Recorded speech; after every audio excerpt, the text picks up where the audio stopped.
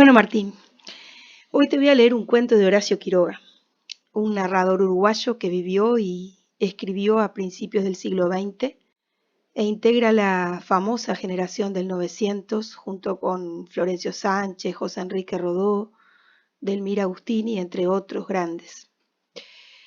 Este cuento pertenece al libro Cuentos de amor, de locura y de muerte, y es, a mi modestísimo entender de profesora de literatura, uno de los mejores cuentos de horror y de efecto de Quiroga, en donde se ve la influencia que él tenía de Edgar Allan Poe, otro maestro del cuento corto, esta vez de nacionalidad norteamericana.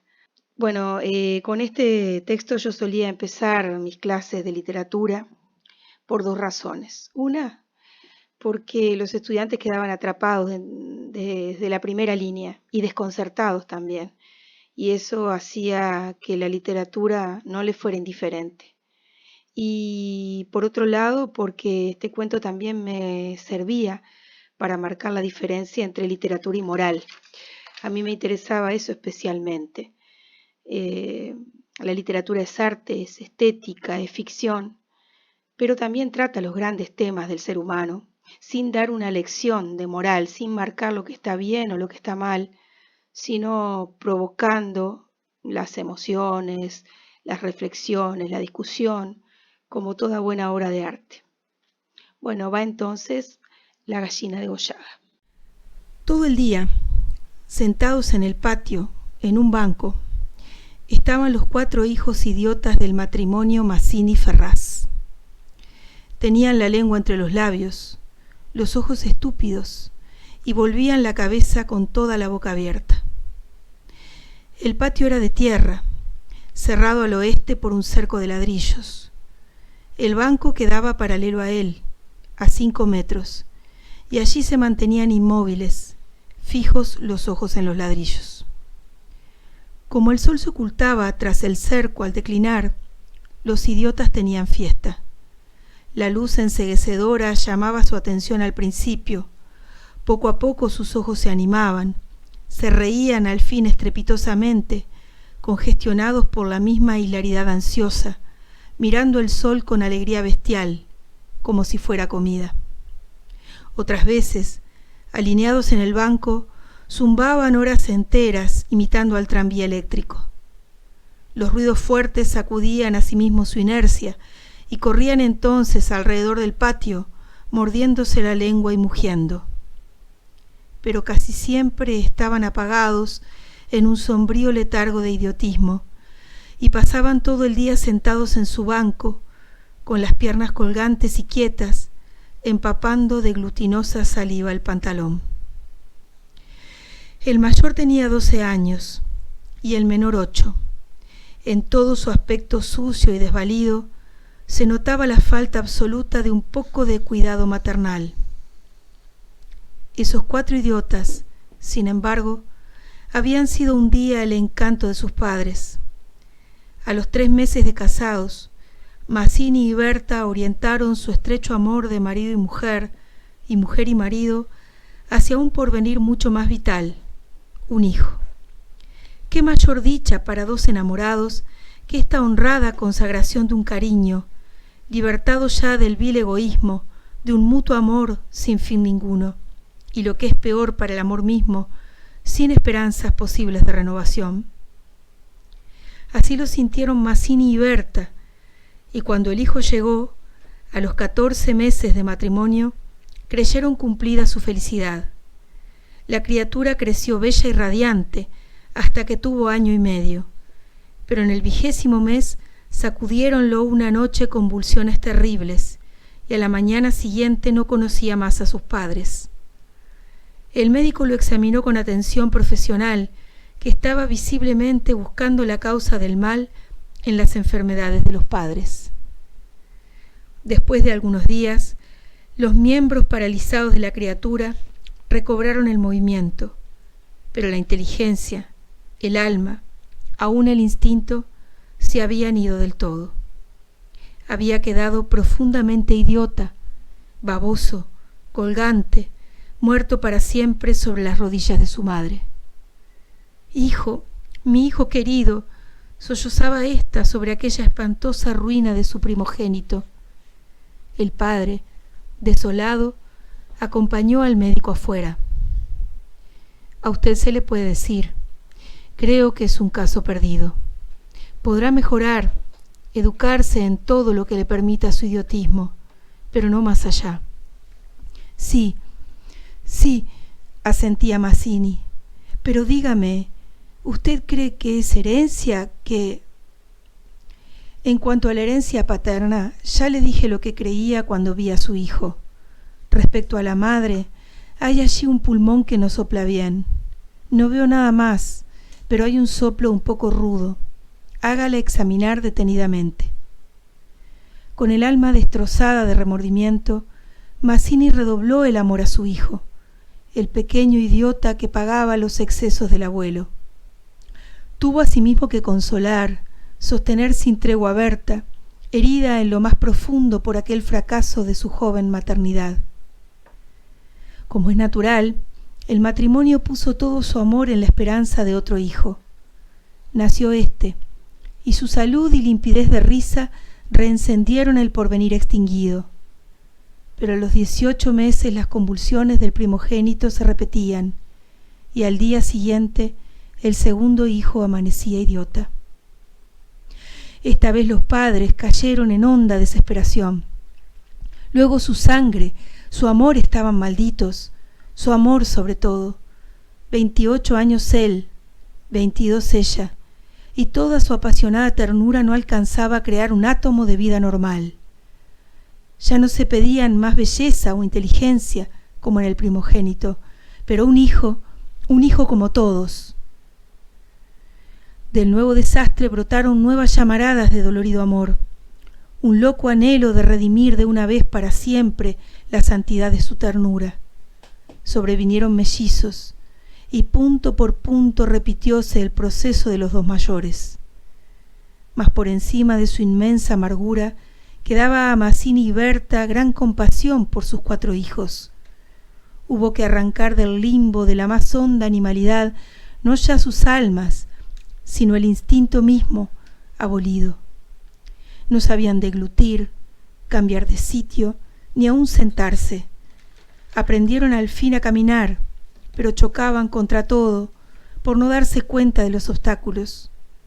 Cuando los lavaban, mugían hasta inyectarse de sangre al rostro. Animábanse solo al comer, o cuando veían colores brillantes u oían truenos. Se reían entonces, echando afuera lengua y ríos de baba, radiantes de frenesí bestial. Tenían, en cambio, cierta facultad imitativa, pero no se pudo obtener más. Con los mellizos pareció haber concluido la aterradora descendencia. Pero pasados 3 años, Mazzini y Berta desearon de nuevo ardientemente otro hijo, confiando en que el largo tiempo transcurrido hubiera aplacado la fatalidad. No satisfacían sus esperanzas, y en ese ardiente anhelo, que se exasperaba en razón de su infructuosidad, se agriaron. Hasta ese momento cada cual había tomado sobre sí la parte que le correspondía en la miseria de sus hijos. Pero la desesperanza de redención ante las 4 bestias que habían nacido de ellos echó afuera esa imperiosa necesidad de culpar a los otros, que es patrimonio específico de los corazones inferiores. Iniciáronse con el cambio de pronombres, tus hijos, y como a más del insulto había la insidia, la atmósfera se cargaba. Me parece, díjole una noche Mazzini, que acababa de entrar y se lavaba las manos, que podrías tener más limpios a los muchachos. Berta continuó leyendo como si no hubiera oído. Es la primera vez, repuso al rato, que te veo inquietarte por el estado de tus hijos. Mazzini volvió un poco la cara a ella con una sonrisa forzada. De nuestros hijos, me parece. Bueno, de nuestros hijos. ¿Te gusta así? Alzó ella los ojos. Esta vez Mazzini se expresó claramente. Creo que no vas a decir que yo tenga la culpa, ¿no? Ah, no, se sonrió Berta, muy pálida. Pero yo tampoco. Supongo. Nos faltaba más, murmuró. ¿Qué nos faltaba más? Que si alguien tiene la culpa no soy yo, entiéndelo bien. Eso es lo que te quería decir. Su marido la miró un momento con un brutal deseo de insultarla. Dejemos, articuló al fin, secándose las manos. Como quieras, pero si quieres decir, Berta, como quieras. Este fue el primer choque, y le sucedieron otros. Pero en las inevitables reconciliaciones, sus almas se unían con doble arrebato y ansia por otro hijo. Nació así una niña. Vivieron 2 años con la angustia a flor de alma, esperando siempre otro desastre. Nada acaeció, sin embargo, y los padres pusieron en su hija toda su complacencia, que la pequeña llevaba a los extremos límites del mimo y la mala crianza. Si aún en los últimos tiempos Berta cuidaba siempre de sus hijos, al nacer Bertita olvidóse casi del todo de los otros. Su solo recuerdo la horrorizaba como algo atroz que la hubieran obligado a cometer. A Mazzini, bien que en menor grado, pasábale lo mismo. No por eso la paz había llegado a sus almas. La menor indisposición de su hija echaba ahora fuera, con el terror de perderla, los rencores de su descendencia podrida. Habían acumulado hiel, sobrado tiempo, para que el vaso no quedara distendido, y al menor contacto el veneno se vertía fuera. Desde el primer disgusto emponzoñado habíanse perdido el respeto, y si hay algo a que el hombre se siente arrastrado con cruel fruición es cuando ya se comenzó a humillar del otro a una persona. Antes se contenían por la mutua falta de éxito. Ahora que éste había llegado, cada cual, atribuyéndolo a sí mismo, sentía mayor la infamia de los 4 engendros que el otro habíale forzado a crear. Con estos sentimientos, no hubo ya para los 4 hijos mayores afecto posible. La sirvienta los vestía, les daba de comer, los acostaba con visible brutalidad.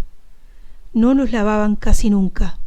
Pasaban casi todo el día sentados frente al cerco, abandonados de toda remota caricia. De ese modo Bertita cumplió 4 años, y esa noche, resultado de las golosinas que sus padres eran incapaces de negarle, la criatura tuvo algún escalofrío y fiebre, y el temor a verla morir o a quedar idiota tornó a reabrir la eterna llaga. Hacía 3 horas que no hablaban, y el motivo fue, como casi siempre, los fuertes pasos de Mazzini. «Mi Dios, ¿no puedes caminar más despacio? ¿Cuántas veces?» «Bueno, es que me olvido. Se acabó, no lo hago a propósito». Ella se sonrió, desdeñosa. «No, no te creo tanto. Ni yo jamás te hubiera creído a ti, tisiquilla». «¿Qué? ¿Qué dijiste?» «Nada». «Sí, te oí algo. Mira, no sé lo que dijiste, pero te juro que prefiero cualquier cosa a tener un padre como el que has tenido tú». Mazzini se puso pálido. «Al fin», murmuró con los dientes apretados, «al fin, víbora, has dicho lo que querías decir». «Sí, víbora, sí, pero yo he tenido padres sanos, ¿oyes? Sanos. Mi padre no ha muerto de delirio. Yo hubiera tenido hijos como los de todo el mundo. Esos son hijos tuyos, los 4 tuyos». Mazzini explotó a su vez. «Víbora, tísica, eso es lo que te dije, lo que te quiero decir. Pregúntale al médico quién tiene la mayor culpa de la meningitis de tus hijos, mi padre o tu pulmón picado, víbora». Continuaron cada vez con mayor violencia hasta que un gemido de Bertita selló instantáneamente sus bocas. A la 1 de la mañana la ligera indigestión había desaparecido y, como pasa fatalmente con todos los matrimonios jóvenes que se han amado intensamente una vez siquiera, la reconciliación llegó, tanto más efusiva cuanto más infames fueron los agravios. Amaneció un espléndido día, y mientras Berta se levantaba escupió sangre. Las emociones y mala noche pasada tenían, sin duda, gran culpa. Mazzini la retuvo abrazada largo rato y ella lloró desesperadamente, pero sin que ninguno se atreviera a decir una palabra. A las 10 decidieron salir, después de almorzar. Como apenas tenían tiempo, ordenaron a la sirvienta que matara una gallina. El día radiante había arrancado a los idiotas de su banco, de modo que mientras la sirvienta degollaba en la cocina al animal, desangrándolo con parsimonia, Berta había aprendido de su madre este buen modo de conservar la frescura de la carne, creyó sentir algo como respiración tras ella. Volvióse y vio a los 4 idiotas, con los hombros pegados uno a otro, mirando estupefactos la operación. Rojo, rojo. «Señora, los niños están aquí en la cocina». Berta llegó. No quería que jamás pisaran allí. Y ni aún en estas horas de pleno perdón, olvido y felicidad reconquistada podía evitarse esa horrible visión. Porque, naturalmente, cuanto más intensos eran los raptos de amor a su marido e hija, más irritado era su amor con los monstruos. «¡Que salgan, María! ¡Échelos! ¡Échelos!», le digo. Las 4 bestias, sacudidas, brutalmente empujadas, fueron a dar a su banco. Después de almorzar salieron todos. La sirvienta fue a Buenos Aires y el matrimonio a pasear por las quintas. Al bajar el sol volvieron, pero Berta quiso saludar un momento a sus vecinas de enfrente. Su hija escapóse enseguida a casa. Entretanto, los idiotas no se habían movido en todo el día de su banco. El sol había traspuesto ya el cerco, comenzaba a hundirse, y ellos continuaban mirando los ladrillos, más inertes que nunca. De pronto, algo se interpuso entre su mirada y el cerco.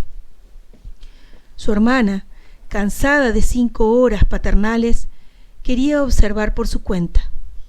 Detenida al pie del cerco, miraba pensativa la cresta. Quería trepar, eso no ofrecía duda. Al fin decidióse por una silla defondada, pero aún no alcanzaba. Recurrió entonces a un cajón de querosene, y su instinto topográfico hízole colocar vertical el mueble, con lo cual triunfó. Los 4 idiotas, la mirada indiferente, vieron cómo su hermana lograba pacientemente dominar el equilibrio y cómo en puntas de pie apoyaba la garganta sobre la cresta del cerco, entre sus manos tirantes. Viéronla mirar a todos lados y buscar apoyo con el pie para alzarse más. Pero la mirada de los idiotas se había animado. Una misma luz insistente estaba fija en sus pupilas. No apartaban los ojos de su hermana, mientras una creciente sensación de gula bestial iba cambiando cada línea de sus rostros. Lentamente avanzaron al cerco. La pequeña, que habiendo logrado calzar el pie iba ya a montar a horcajadas y a caerse del otro lado, seguramente se sintió tomada de una pierna. Debajo de ella, los 8 ojos clavados en los suyos le dieron miedo. «¡Soltame! ¡Déjame!», gritó sacudiendo la pierna, pero fue atraída. «¡Mamá! ¡Ay! ¡Mamá! ¡Mamá! ¡Papá!», lloró imperiosamente. Trató aún de sujetarse del borde, pero sintiéndose arrancada y cayó. «¡Mamá! ¡Ay! No pudo gritar más. Uno de ellos le apretó el cuello, apartando los bucles como si fueran plumas, y los otros la arrastraron de una sola pierna hasta la cocina, donde esa mañana se había desangrado la gallina, bien sujeta, arrancándole la vida segundo por segundo. Mazzini, en la casa de enfrente, creyó oír la voz de su hija. «Me parece que te llama», le dijo a Berta. Prestaron oído, inquietos, pero no oyeron más. Con todo, un momento después se despidieron, y mientras Berta iba a dejar su sombrero, Mazzini avanzó en el patio. «¡Bertita!». Nadie respondió. Bertita, alzó más la voz, ya alterada. Y el silencio fue tan fúnebre para su corazón siempre aterrado, que la espalda se le heló del horrible presentimiento. Mi hija, corrió ya desesperado hacia el fondo, pero al pasar frente a la cocina vio en el piso un mar de sangre. Empujó violentamente la puerta, entornada, y lanzó un grito de horror. Berta, que ya se había lanzado corriendo a su vez al oír el angustioso llamado del padre, oyó el grito y respondió con otro. Pero al precipitarse en la cocina, Mazzini, lívido como la muerte, se interpuso, conteniéndola. No entres, no entres. Berta alcanzó a ver el piso inundado de sangre. Solo pudo echar sus brazos sobre la cabeza y hundirse a lo largo de él con un ronco suspiro.